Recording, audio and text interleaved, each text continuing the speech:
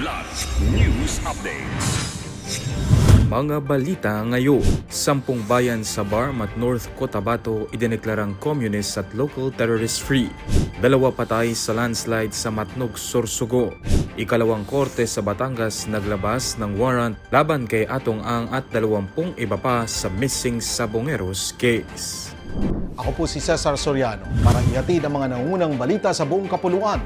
Ngayon, Idineklara ng militar na communist at local terrorist-free ang 10 bayan sa Barm at North Cotabato matapos ang 6 na buwang kawalan ng presensya at aktibidad ng mga communist at local terrorist group.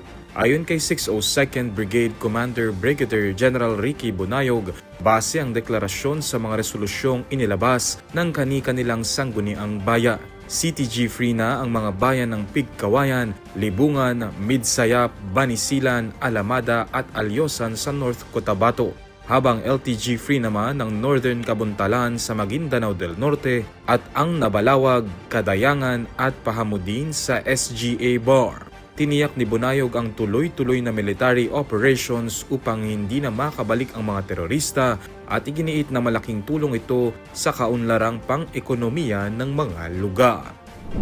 2 katao ang nasawi sa isang landslide sa Barangay Bariis, Matnog, Sorsogon pasado alas 12 ng madaling araw nitong Enero 17.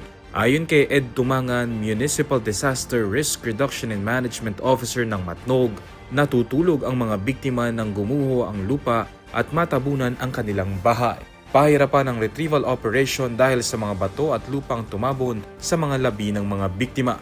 Kinilala ang mga nasawi bilang mag-live-in partner na sina Brian Gaspi, 23 anyos, at Trixia Mason, 19. Bandang alas 7 ng umaga na nang tuluyang makuha ang kanilang mga labi. 5 naman ang nailigtas. Paliwanag ng MDRRMO, lumambot ang lupa dahil sa mga pag-ulan nitong mga nagdaang araw at nasa paanan ng bundok ang bahay ng mga biktima.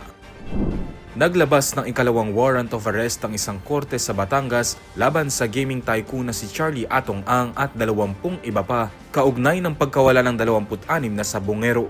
Sa warrant na inalabas ng Lipa City Regional Trial Court Branch 13, 6 na bilang ng kidnapping with homicide ang kinakaharap ni Ang, pati na rin ang 14 na pulis at 6 na sibilyan. Saklaw ng utos ng Lipa Court ang parehong mga pangalan sa naunang warrant ng Santa Cruz RTC sa Laguna na may dagdag na 4 pang pulis. Samantala, pinayuhan ng abogadong si Attorney Gabriel Villarreal ang kanyang kliyenteng si Ang na ipagpaliban muna ang pagsuko habang hindi pa nauubos ang lahat ng legal na remedyo. Matatandaang nag-alok din ng DILG ng 10 million pesos na pabuya para sa pagkakaaresto kay Ang, habang kinansela naman ng PNP ang 6 na lisensya ng baril ng negosyante. Para sa Kidlat News Channel, ako si Renzel Linon, nag-uula. ako po si Cesar Soriano, kasama nyo sa bawat pagbuto ng balita.